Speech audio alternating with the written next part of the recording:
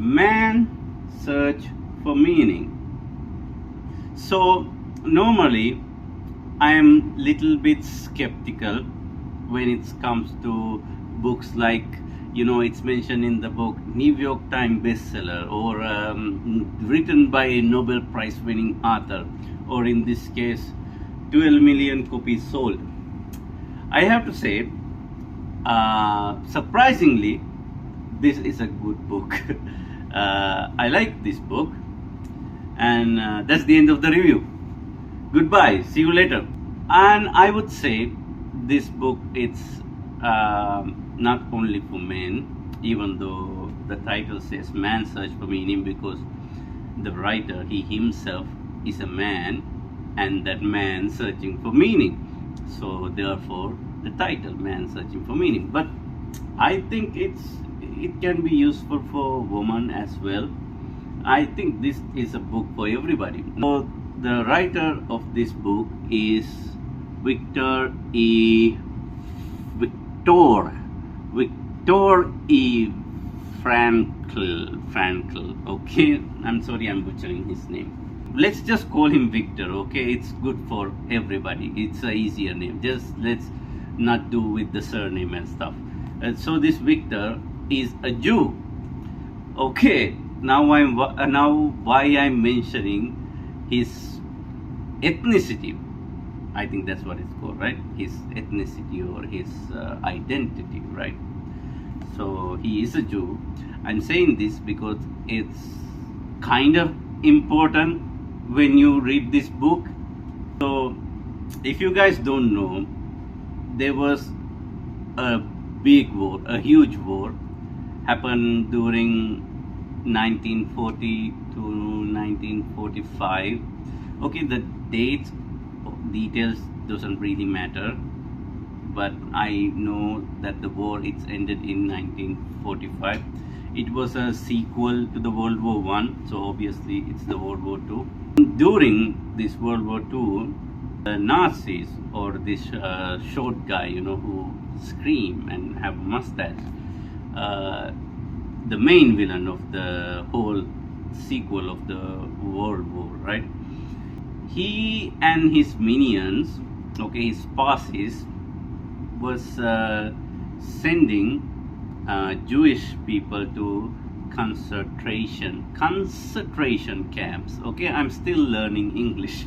Concentration camps. And what are these concentration camps? The name suggests like a different thing. It's not something you go when you lack of concentration, like me. It's literally how do I say this without disrespecting anyone? Don't let the name concentration camp fool you. It's not a nice place, okay? It's a place where these Nazis capture Jewish people and send them to their death. And this Victor fella is one of the survivors from one of these cooking camps. I'm sorry, I cannot pronounce this concentration, so I'm just going to address it as a cooking camp. Okay, don't get offended. Am I being insensitive? Am I trying to offend people? Am I willing to get into trouble? Okay, you know what? Even if it's hard to say concentration camp, I'm gonna use the word concentration camp. Don't make fun of my fucking accent, okay? Like, it's hurt my feeling, okay? So in 1945, Nazis took a big L, an unbelievable L, okay? So when they took that L, Viktor L. Frankl got free. Let me just tell you like what you're getting into is this book. There is two parts of this book. The first part of this book is his experience in this horrendous camp and what he go through, what was the psychology of the people, and he don't paint every Nazi as this terrible, horrible, uh, evil villains. There are some people who help him a little way. I think in that kind of situation, you have to be careful who you help as well. So, bravo to the Nazis who helped the Jewish people. And this camp, he paint a picture of, I mean, it's from his experience, like it's a really horrible things that happened to not only to him, to other Jewish people as well, which I would even say it's worse than working in a retail job. Yeah, it's, if you think working in retail, or like me working in a restaurant in Middle East, like a fucking worthless check is worse, think about a concentration camp. It's way really bad. It's, guys, it's bad than, it's even bad than my own job, which I'm even leaving my job, and still I think the concentration camp is really bad. It's terrible. I wouldn't want to be there. Certain personally, I rather work in retail than to be in a concentration camp. It's just my opinion. That's all. So during this horrible, terrible times, he kept his hope. He was hoping something good will happen. He had faith in God, or he was hoping something good will happen. He was thinking about his wife, how everything will be good. And he do have survivor guilt or PTSD. If you don't have PTSD from it, that would be fucking surprising. Okay, if you went to a Nazi concentration camp and you don't have PTSD, you cannot be a human.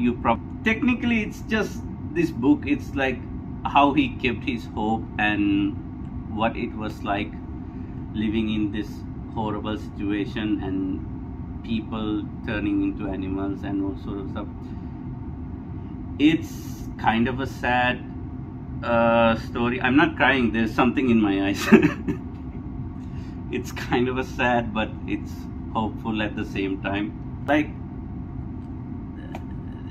he just literally telling in this book, or manifesto or journal or whatever people call it, how did he not go insane?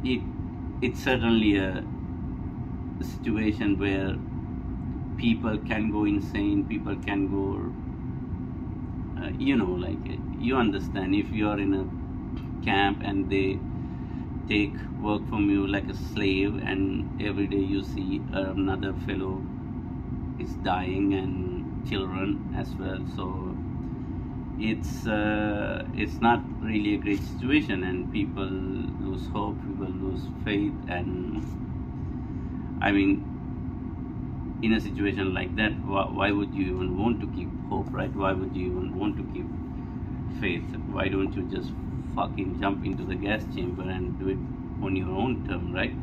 So he was just he was trying to find his meaning, which, I mean,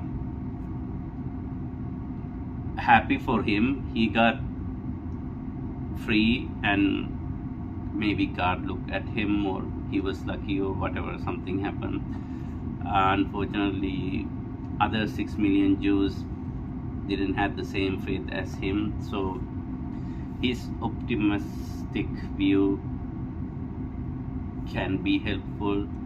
But when you think about what about the other 6 million Jewish people? I mean, were they all like nihilistic?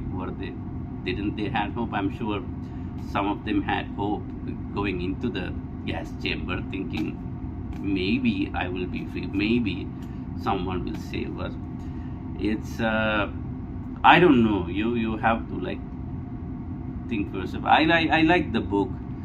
It's just, I don't really, I'm not much of a fan of like hope or whatever. Like, I guess I'm pretty fucking realistic.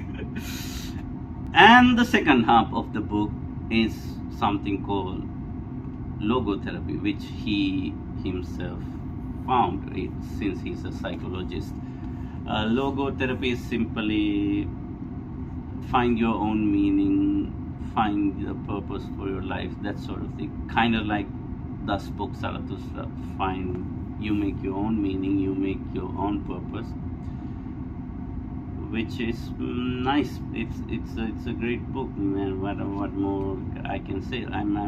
Yeah, like, man, it's a great book. Read it. It's nice. If you're in a bad place, this might help you. I would be lying if I said this book fix all my problem or anything. Which it didn't, but it's nonetheless it's a great book.